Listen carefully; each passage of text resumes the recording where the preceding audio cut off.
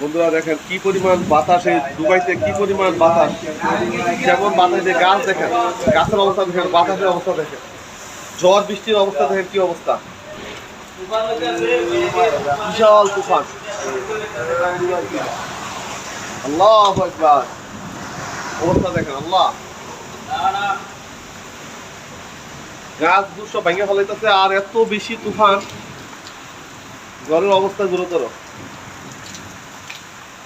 বৃষ্টি হইতেছে সাথে, বৃষ্টিটা কম কিন্তু বাতাস বেশি, অনেক বেশি বাতাস। সবাই এইরকম দুবাইতে আমি আর কখনো এরকম বাতাস দেখি নাই, এইরকম ঝড় বাতাস তুফান।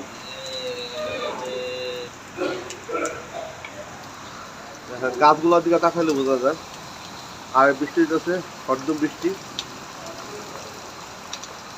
সবাই ভালো থাকবেন,